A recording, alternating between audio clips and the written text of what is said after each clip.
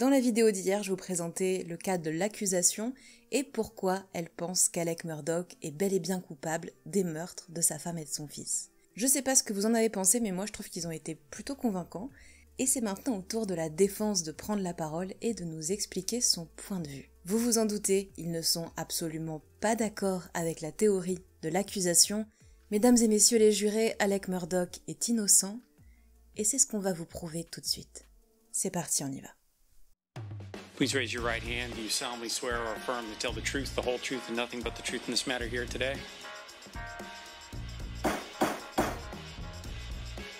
Your Honor, I'm going to object on hearsay. That's basic law.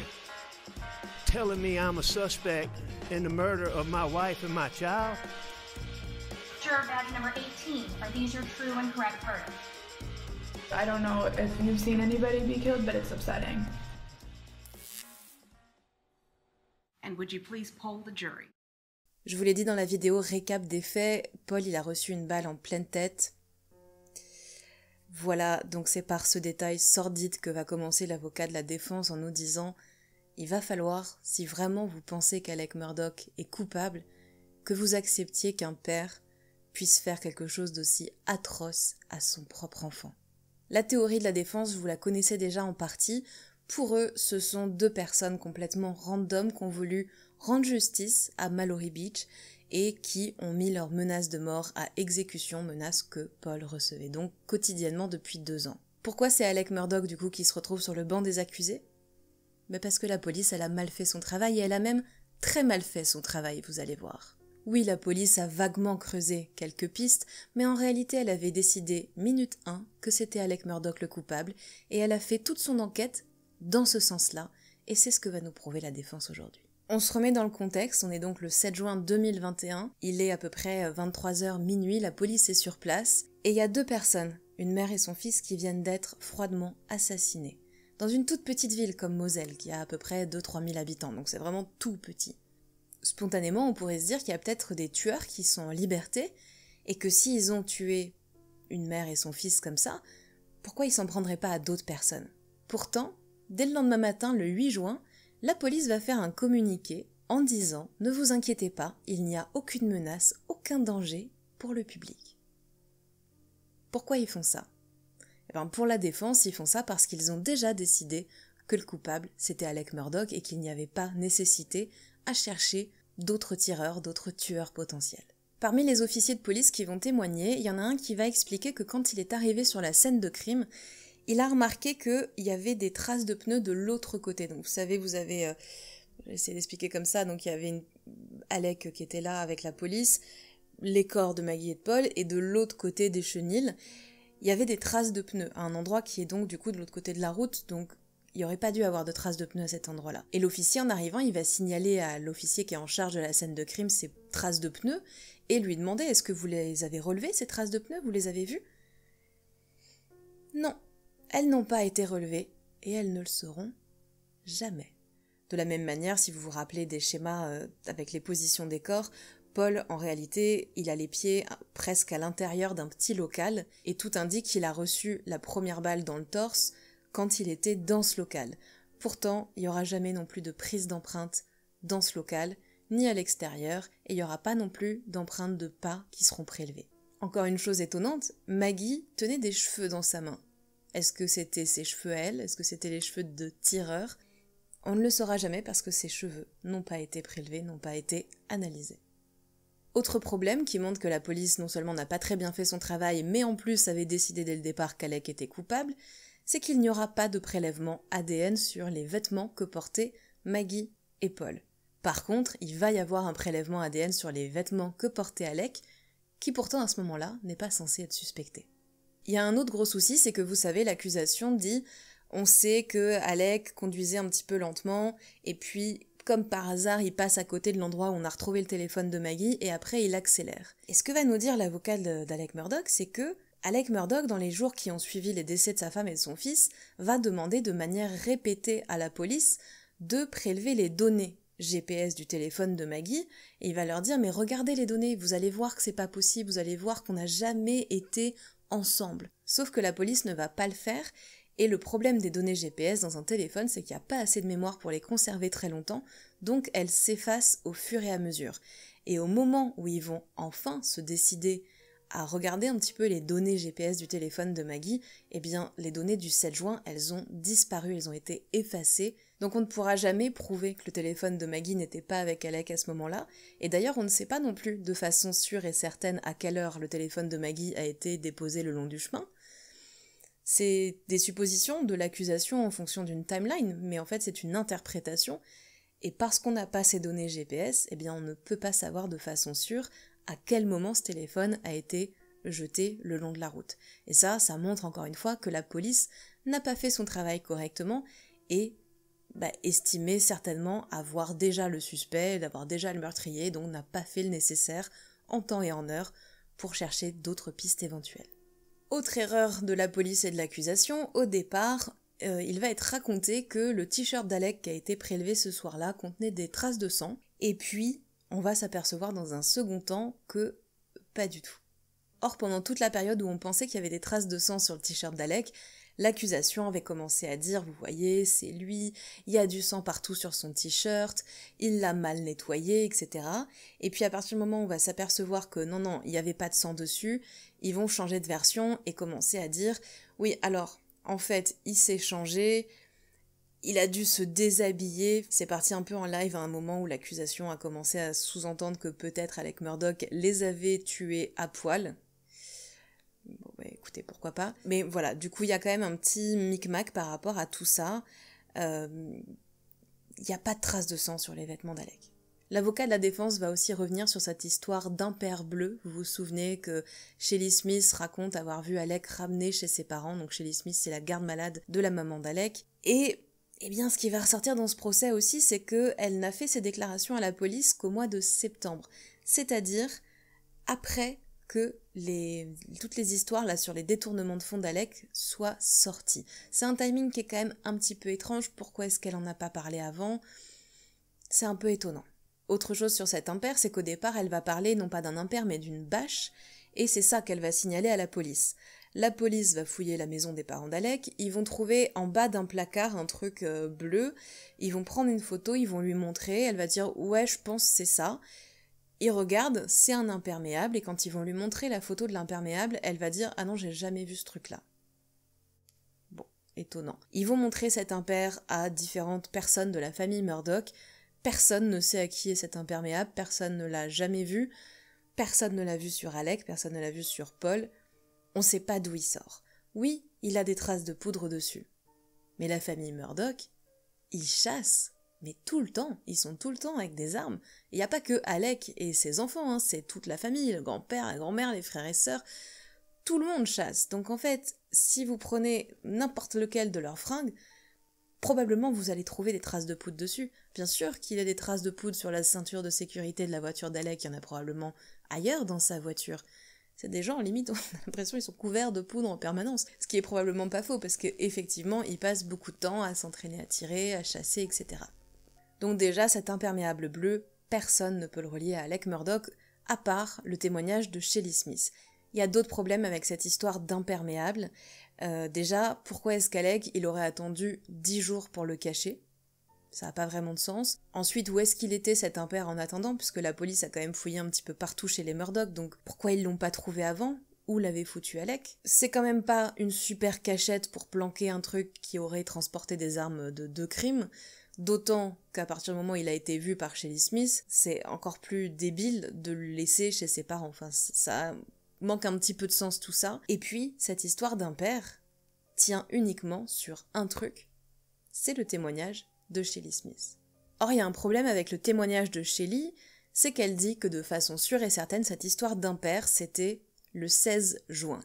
Mais le 16 juin, on sait de manière sûre et certaine qu'Alec Murdaugh, il était chez ses beaux-parents, les parents de Maggie, dans une autre ville et qu'il ne pouvait donc en aucun cas être dans la maison de ses parents à lui. Ça pose d'autant plus question que c'est aussi elle qui dit qu'Alec lui aurait un peu foutu la pression pour dire que il était resté plutôt 30, 40, voire 45 minutes chez sa mère le soir du 7 juin. Pourquoi est-ce qu'il aurait fait ça alors que lui le premier, quand la police lui a dit « Mais vous êtes resté combien de temps chez votre mère ?»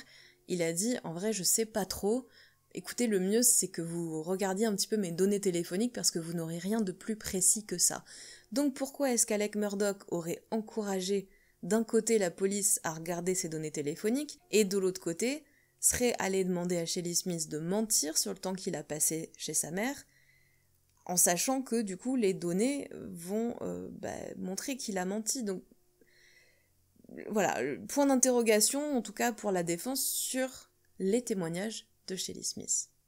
Je vous l'avais dit dans cette vidéo, en règle générale dans un procès, on évite au maximum de faire témoigner l'accusé parce que on sait qu'il va se faire défoncer par l'accusation au moment de l'interrogatoire en contre, et dans ce procès-là particulièrement, on savait déjà qu'il y avait des mensonges d'Alec Murdaugh par rapport au détournement, etc. Et tout le monde se disait, s'il y a un procès où on va pas faire témoigner l'accusé, c'est bien celui-là.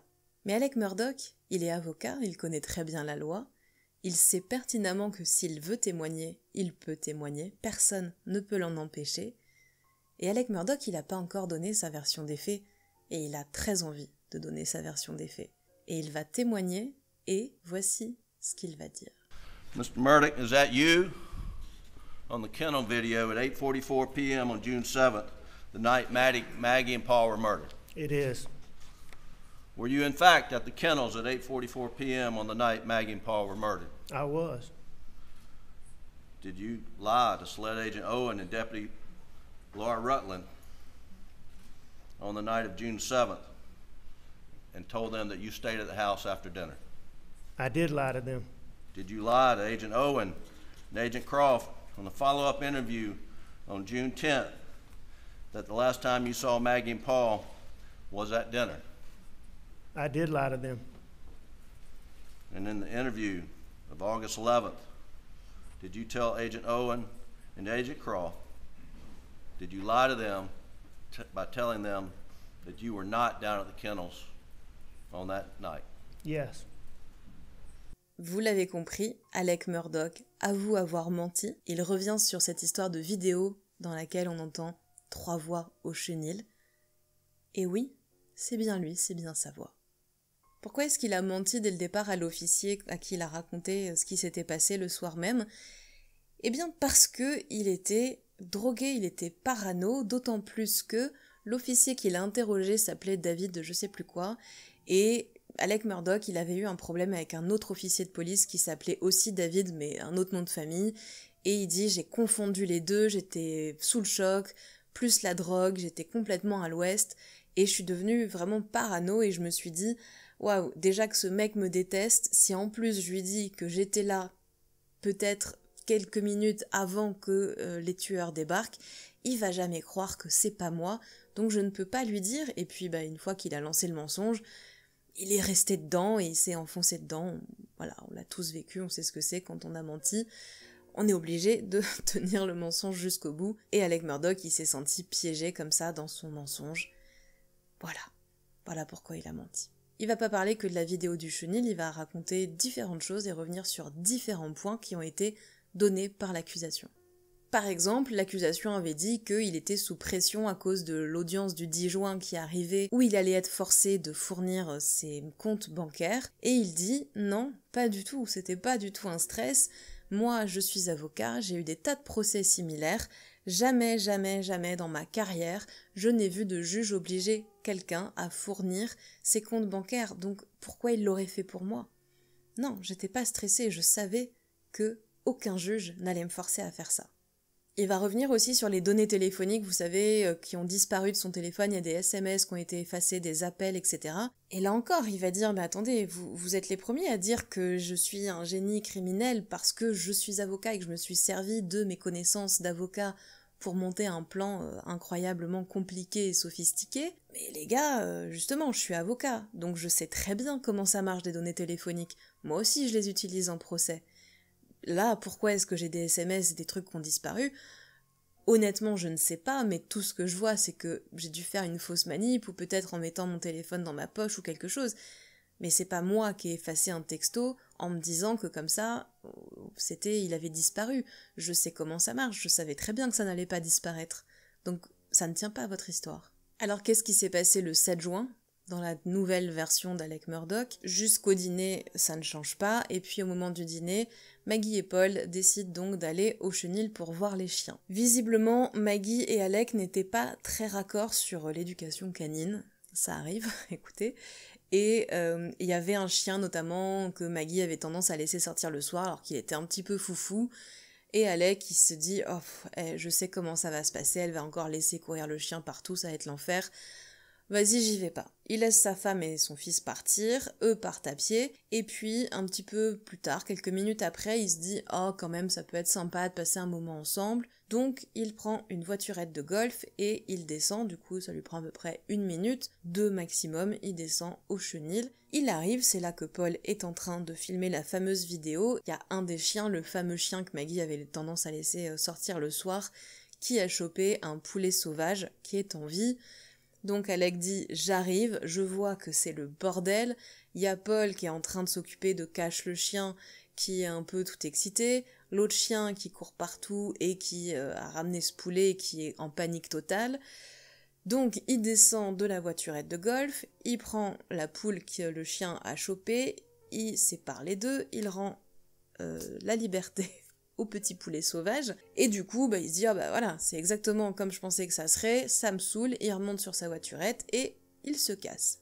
Il n'y avait aucun problème, d'ailleurs on l'entend dans la vidéo, c'est une conversation chill, ils sont en train de parler du poulet, ils sont en train de parler du chien, il n'y a pas de tension, il n'y a pas de colère. C'est une conversation, tout ce qu'il y a de plus classique, de plus normal, est-ce que vraiment on peut croire qu'après une conversation aussi lambda, aussi chill, 4 minutes après seulement, Alec Murdaugh était en train d'assassiner sa femme et son fils. Et puis il y a le fameux texto que Maggie avait envoyé à Blanca, la femme de ménage, en disant que elle avait pas trop envie de rentrer, que Alec insistait et qu'elle avait l'impression qu'il préparait un truc un peu étrange. Pourquoi est-ce qu'Alec il a demandé à sa femme de revenir ? Parce que son papa était à l'hôpital ce jour-là et qu'il avait besoin de sa femme, il avait besoin de son soutien, et puis il aimait sa femme, il avait toujours envie qu'elle soit là, près de lui. Et ce jour-là, particulièrement, c'était important pour lui que sa femme soit avec lui. Tout simplement. Le fait de faire témoigner Alec Murdaugh, ça a été décrit plus tard par l'accusation comme étant le pire move de la défense, et l'avocat de la défense a dit « mais pas du tout ». Alec Murdaugh a excessivement bien géré le contre-interrogatoire, c'était incroyable, et je dois dire que je suis d'accord avec la défense. Si vous parlez anglais, alors bien anglais parce qu'ils ont tous des accents du sud, mais alors Alec Murdaugh, il a un accent à couper au couteau, c'est pour ça aussi, peut-être vous avez entendu qu'il y a beaucoup de Miss, Madame, Sir, il parle un peu comme dans Autant n'emporte le vent, c'est très sudiste, mais si vous parlez bien anglais, je vous encourage vivement à aller regarder au moins des petits bouts de cet interrogatoire en contre, parce que franchement, c'est exceptionnel. En fait, on voit que le mec est avocat, et du coup, il ramène tout le temps au bon truc, mais il y a vraiment des moments en plus où l'accusation, enfin l'avocat de l'accusation se fout de sa gueule, et le mec, il reste stoïque, il revient tout le temps sur le point. Dès que l'avocat essaie de lui faire dire quelque chose qui n'est pas exact, Alec Murdaugh, il ramène et dit « Non, ce n'est pas ce que j'ai dit c'est ça, ce n'est pas la même chose, etc. » Enfin, honnêtement, moi je l'ai trouvé extrêmement bon dans cet exercice. C'est passionnant à regarder, du coup, parce que c'est 2 avocats, et c'est ce moment-là dont je vous disais hier, à mon avis, je pense que ça va rester dans les annales, je serai pas étonné en tout cas que ce contre-interrogatoire à l'avenir soit étudié par des étudiants en droit aux États-Unis, parce que c'est exceptionnel, c'est vraiment un moment incroyable. Bref, c'était une petite parenthèse.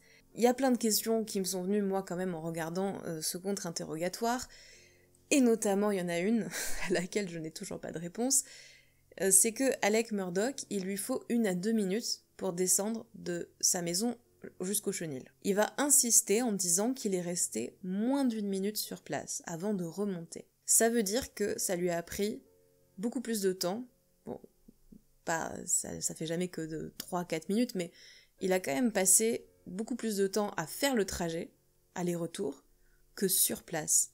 Et moi, tout le long, je me disais, mais pourquoi en fait ? Enfin, pourquoi, du coup, je trouve son excuse, elle est un peu limite. Pourquoi personne lui pose cette question-là de mais pourquoi il est descendu de tout court ? Et personne ne va jamais lui poser cette question parce que, eh bien, ils n'en ont pas besoin. Je vous l'avais dit dans la vidéo sur Michael Barrison, si vous vous en rappelez, il y a un principe de loi aux États-Unis qui dit grosso modo que si un témoin ment sur une chose, alors les jurés peuvent considérer que tout son témoignage est faux et que tout est acheté à la poubelle. Et parce qu'il y a ce principe de loi, et que c'est un petit peu aussi sur ça qu'est basé le cas de l'accusation, c'est le fait qu'Alec Murdaugh, c'est un menteur, c'est un manipulateur, c'est comme ça qu'ils vont le présenter. Donc là, en admettant qu'il était effectivement présent, il ouvre une brèche, et ça va donner ce moment. You say that, but you lied to Maggie, didn't you? I did lie to Maggie. You lied to Paul. Sometimes. You lied to your father.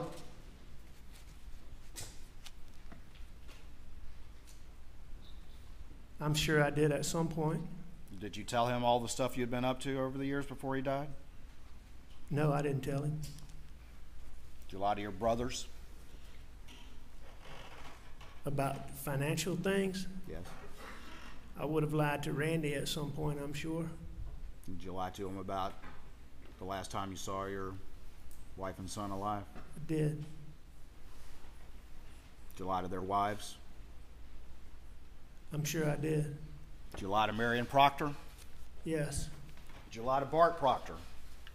Yes. Did you lie to your best friend, Chris Wilson? Probably. Did you lie to your law partners? I did.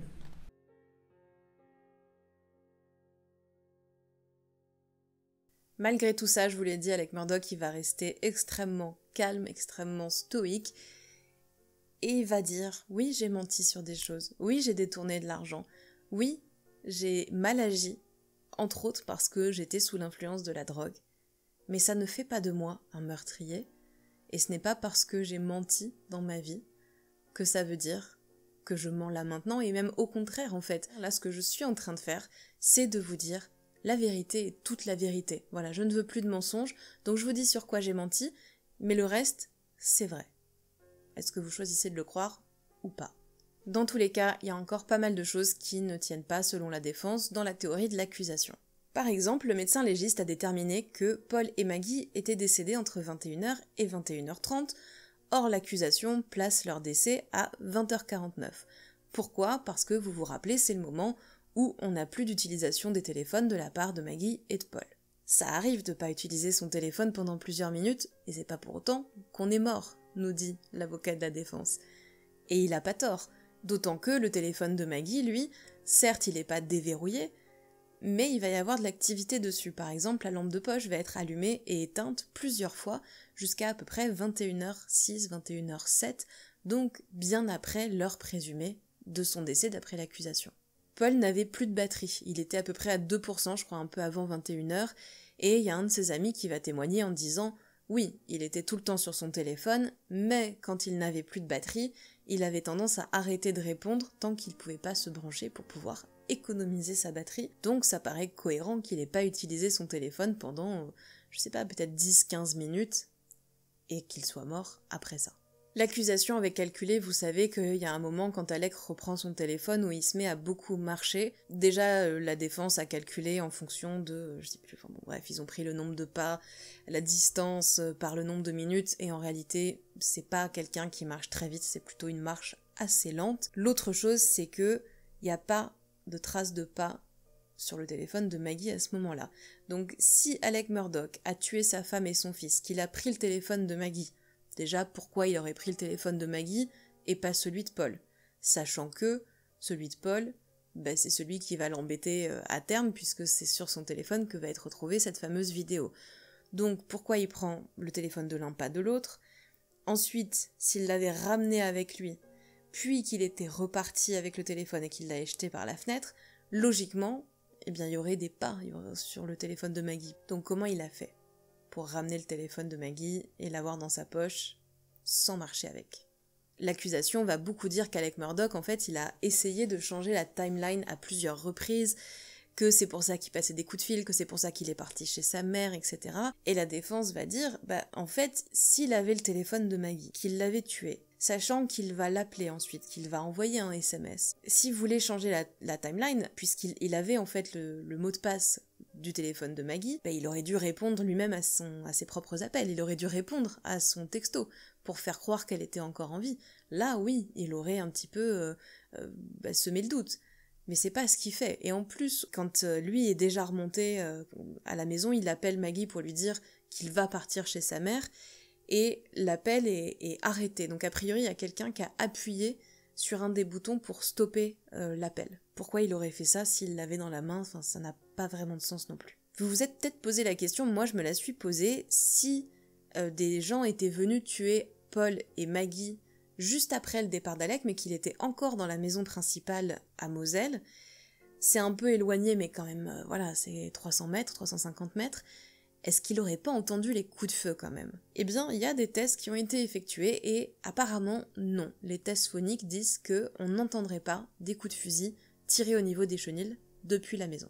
Il n'y a pas d'armes du crime. Elles n'ont jamais été retrouvées. Pour la carabine dont l'accusation a dit qu'ils avaient comparé, vous savez, les douilles qui avaient été tirées par Will et Paul pour s'entraîner avec celles trouvées autour de la scène de crime et que c'était la même arme, eh bien la défense va dire « Nous, on a fait faire des examens supplémentaires qui sont beaucoup plus précis, beaucoup plus valables et ça dit que ce n'est pas la même arme et surtout, pourquoi comparer des douilles alors qu'ils avaient des balles ?» et que c'est beaucoup plus précis de comparer des balles que des douilles, et c'est effectivement une question qu'on peut se poser. On n'a pas la réponse de pourquoi ils n'ont pas comparé les balles. Il n'y a pas de moyen, c'est ce que dira l'expert de la défense, de savoir de façon sûre et certaine que ce sont les mêmes armes en se basant sur les douilles. On ne peut savoir qu'en ayant les armes. Et pour le fusil qu'a tué Paul, ça peut être plusieurs modèles. Oui, ça correspond peut-être potentiellement à un modèle que possède la famille Murdoch, mais ils ont testé toutes les armes de la famille Murdoch, c'est aucune de ces armes-là. Oui, il y a des fusils qui ont disparu, mais il n'y en a pas que 2 qui ont disparu de chez les Murdoch, il y en a plein d'autres. Je vous l'ai dit plusieurs fois, ils en ont partout des armes, ils savent pas où elles sont, c'est une habitude chez eux, donc c'est absolument pas anormal, ça ne suffit pas pour parler d'armes du crime, et donc il n'y a aucun moyen de dire de façon sûre et certaine que Maggie et Paul ont été tués avec des armes qui appartiennent à la famille. Il y a évidemment eu un énorme débat, comme d'habitude, à chaque procès. On a des experts qui, pour l'accusation et la défense, viennent dire exactement l'inverse de ce que dit l'autre. Ça va être le cas ici aussi, puisque évidemment, là où les experts de l'accusation ont dit « il n'y a qu'un seul tireur qui s'est mis dans telle position, on le voit avec tel angle, etc. etc. », eh bien les experts de la défense vont dire « franchement, non, il n'y a pas qu'un seul tireur, parce que oui, il aurait pu s'agenouiller, mais alors ça le fait mettre dans une position, il n'aurait pas été à genoux complètement, en fait il fallait qu'il se mette sur un genou à moitié, enfin c'est une position un peu bizarre. Il n'y a aucun tireur qui se met comme ça, donc voilà, c'est un peu étonnant.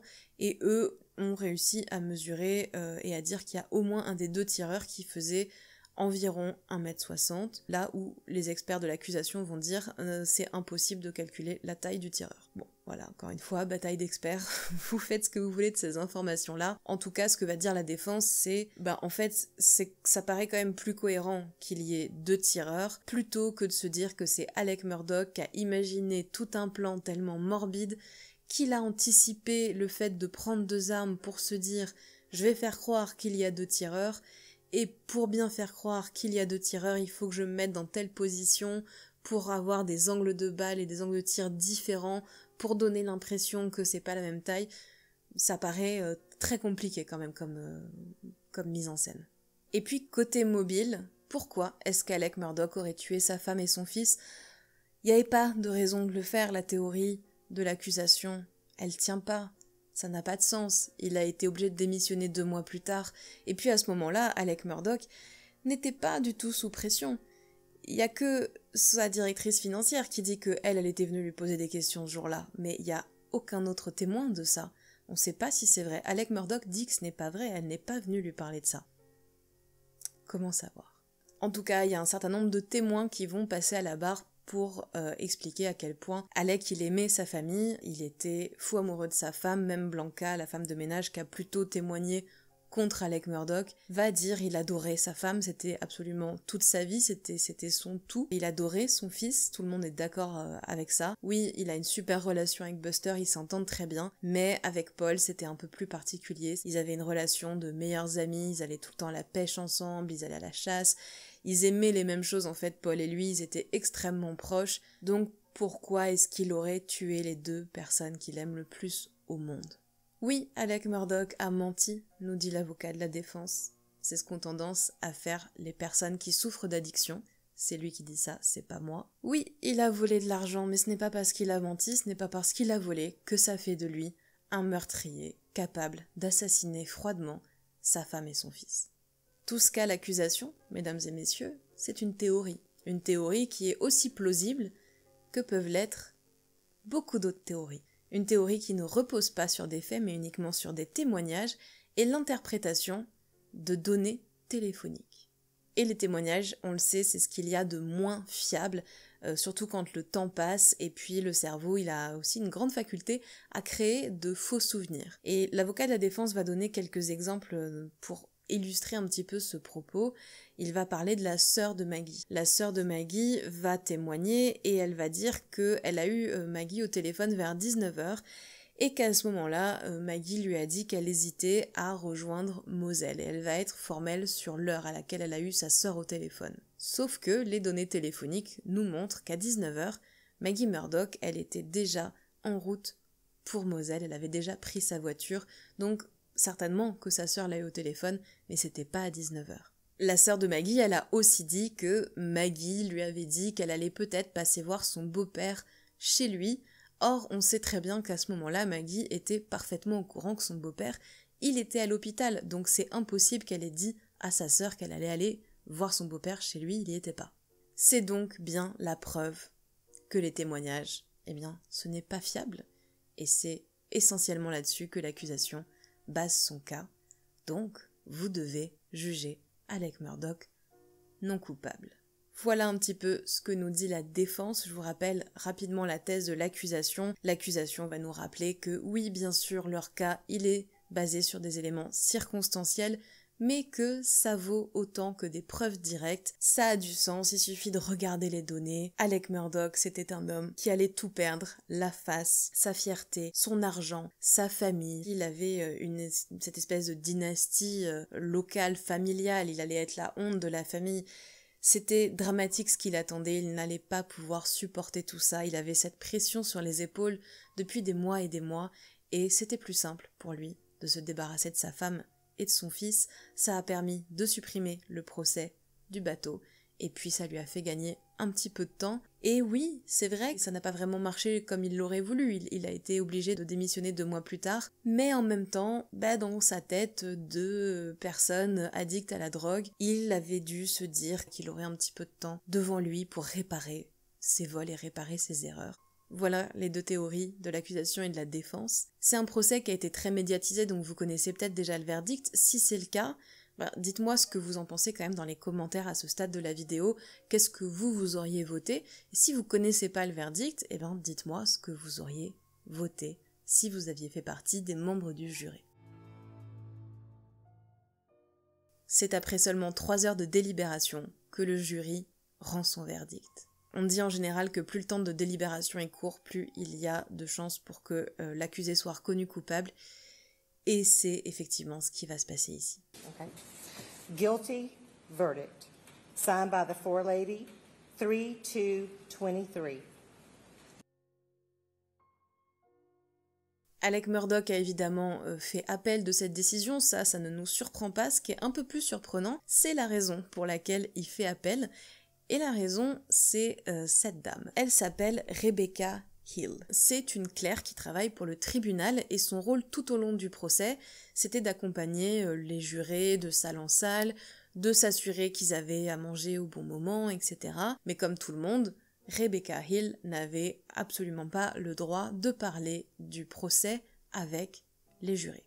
Or, selon l'avocat d'Alec Murdaugh, ils ont des témoignages signés de 4 des 12 jurés qui disent que cette dame-là leur a fait des remarques, alors c'était pas direct, c'était pas il faut faire ci, il faut faire ça, mais typiquement, juste avant le verdict, en les accompagnant à la salle des délibérations, elle leur aurait dit « Ah, ça devrait pas vous prendre beaucoup de temps ». Donc ce qui sous-entend « Il est coupable, on le sait tous ». Ouais, elle aurait fait des petites phrases comme ça, ce qui est totalement illégal. Et pourquoi est-ce qu'elle aurait fait ça ? Eh bien, parce que Rebecca Hill, elle a coécrit un livre qui s'appelle donc Behind the Doors of Justice, The Murdoch Murders, qui est sorti le 20 juillet, donc très peu de temps après la fin du procès, dans lequel elle raconte un petit peu l'envers du procès et l'envers du décor, et donc elle aurait échangé un petit peu avec les jurés ou tenté de les influencer parce que ça l'arrangeait dans son récit ou pour récupérer un petit peu des infos qu'elle pouvait balancer dans son livre. Ce sont des accusations extrêmement graves. Si c'est avéré, il y a une enquête qui est en cours, on verra. Mais si c'est vrai, ça risque d'annuler entièrement le procès et Alec Murdaugh pourrait avoir un nouveau procès entièrement dans les mois ou années à venir. En attendant, Alec Murdaugh, il s'est fait un petit peu taper sur les doigts parce que il a été enregistré en fait par son avocat au téléphone depuis la prison. Or, c'est illégal, il n'a pas le droit en fait de répondre à des interviews, des choses comme ça. Il a été enregistré par son avocat pour pouvoir répondre à des questions sur un documentaire et il s'est fait taper sur les doigts une première fois, il a réussi à choper le téléphone d'un autre prisonnier pour rappeler son avocat et redonner un petit peu des infos. En tout cas, ce qu'on en comprend, c'est que il y a visiblement un documentaire qui est en cours de réalisation qui donnerait plutôt la version d'Alec Murdaugh, puisque les docus qui ont été produits jusqu'à maintenant, que ce soit celui sur Netflix ou autre, sont extrêmement à charge contre la famille Murdaugh, omettent beaucoup d'éléments et moi c'est le sentiment que j'ai, mais c'est aussi ce que dit la presse, c'est pas juste moi, c'est qu'il y a un peu une volonté de le présenter, de présenter la famille comme des grands méchants. Donc c'est vrai que ça fausse un petit peu l'interprétation qu'on en a, et est-ce que ça a pu jouer sur le procès ? Franchement, certainement. Moi je pense que le plan d'Alec Murdaugh, c'est de sortir un documentaire qui donne un peu sa version, pour apporter un peu une autre vision de l'histoire et de qui il est et de qui est cette famille, dans l'espoir d'avoir un autre procès. Et si jamais ça arrivait, vous savez, Alec Murdaugh, il a été condamné à 22 ans de prison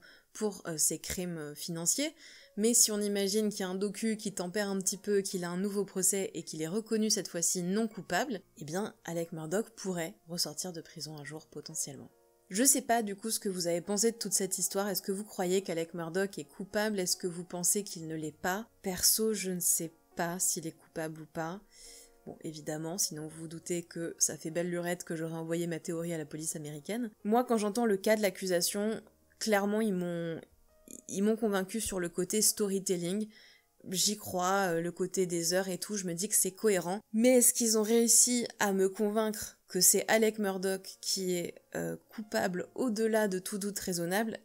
Franchement, non. Et je me demande, bon après on sait jamais, mais je pense que si j'avais été membre du jury, je pense que j'aurais voté non coupable parce que je trouve qu'il manque trop d'éléments. Il n'y a pas les armes du crime et ils peuvent pas nous expliquer ni quand ni comment ils les auraient cachées. Il se passe aussi que 17 minutes entre le moment à 20h49 où Maggie et Paul arrêtent d'utiliser leur téléphone, donc le moment où l'accusation nous dit que Alec les aurait tués, et le moment où il part chez sa mère. Or, les experts sont tous ok pour dire qu'il y a eu beaucoup de projections et que l'assassin ou les assassins se sont retrouvés couverts de sang. Comment il a fait en 17 minutes pour se doucher, nettoyer ses vêtements ou les cacher, planquer 2 armes du crime tellement bien qu'on les retrouve jamais, pour moi, l'accusation, elle a pas répondu à ces questions-là, et ça rend difficilement ou plus difficilement crédible le fait qu'il ait pu le faire, en tout cas, le faire seul. Moi j'ai un peu le sentiment quand même que toutes les autres affaires ont vachement joué dans ce procès malgré tout, qu'il y avait une envie, un besoin de punir aussi Alec Murdaugh pour tout ce qu'il a fait de manière plus globale. Et puis je pense qu'il y a un autre truc qui a joué beaucoup dans ce procès. Je sais pas si vous avez trop pu voir ça dans les extraits que je vous ai mis, mais les procureurs ont été incroyable, vraiment, ils étaient à fond les ballons, très très présents, tout ce qu'ils disaient, ils le vivaient à fond, et en face, l'avocat d'Alec Murdaugh, je l'ai trouvé vraiment pas top, j'ai pas compris pourquoi il avait choisi cet avocat, alors que lui-même est avocat, donc logiquement il doit connaître des gens vraiment bien. Écoutez, son avocat, il parle très lentement, c'est pas du tout un orateur, il se trompe sur les mots, il se reprend beaucoup, il commence des questions hyper importantes qui doivent vraiment être des trucs très percutants, il commence, il se plante, il est obligé de se reprendre, alors ça arrive, mais c'est comme ça tout le temps. tout le temps, tout le temps. Et quand vous avez quelqu'un en face qui est dans l'hésitation en permanence, et de l'autre côté, 2 mecs qui sont hyper vifs, à fond, qui sont très dans l'émotionnel, bah oui, moi j'ai envie de croire les mecs qui sont à fond les ballons et qui m'emmènent avec eux et qui vivent leur histoire plutôt que le mec qui, je dois être honnête, me rappelle mon prof de philo complètement soporifique de terminale. Et je sais même pas s'il y a pas des jurés qui se sont pas endormis, s'ils se sont pas endormis quand l'avocat d'Alec Murdaugh parlait, franchement chapeau, parce que moi j'ai trouvé qu'il y avait des moments, c'était long de sa part à lui, c'était difficile à suivre. Si vous vous posez la question, la résidence Moselle a été vendue aux enchères pour pouvoir couvrir les frais de tout le monde. Alors avant de vendre la maison, ils ont vendu l'intégralité de ce qu'il y avait dedans aux enchères. C'était complètement délirant. Pour vous donner un exemple, le canapé sur lequel Alec Murdaugh aurait fait une sieste avant de peut-être aller tuer sa femme et son fils est parti pour 30 000 $, ce qui n'est pas du tout son prix. Et j'ai vu des reportages, il y avait vraiment des gens, limite, qui se battaient physiquement pour avoir un petit truc de la famille Murdaugh et de cette maison. Bon, je vous avoue, moi c'est un truc que je ne comprends pas du tout. Mais de l'autre côté, ça a permis aussi de dédommager des gens à qui Alec Murdaugh avait volé de l'argent. Donc écoutez, j'imagine que c'est une forme de cycle de la vie, comme dirait Mufasa. On en a terminé avec le procès d'Alec Murdaugh, en tout cas jusqu'à un éventuel nouveau procès pour lui. Mais est-ce qu'on en a vraiment fini? Parce que y a des gens qui pensent qu'effectivement Alec Murdaugh a tué sa femme et son fils, mais qui pour autant n'adhèrent pas du tout au mobile proposé par l'accusation et qui pensent que c'est pas du tout la raison pour laquelle Alec les a tués. Et puis il y a des gens qui pensent qu'Alec Murdaugh n'est pas coupable. Et évidemment, vous connaissez Internet, il y a des milliers de théories pour les 2 possibilités. Et ces théories, je vous en ai sélectionné quelques-unes et je vous les raconte dans la vidéo de demain. En attendant, merci d'avoir regardé cette vidéo jusqu'ici, j'espère que ce procès, vous l'avez trouvé aussi intéressant que moi je l'ai trouvé intéressant, j'espère que je vous l'ai bien retranscrit. Je vous remercie encore une fois pour tout votre soutien, vos abonnements, vos likes, vos commentaires, et je vous dis à demain pour explorer les théories sur Alec Murdaugh. Baby, you should know you're never safe. When you play these games, you get replaced. Baby, you should know you're never safe.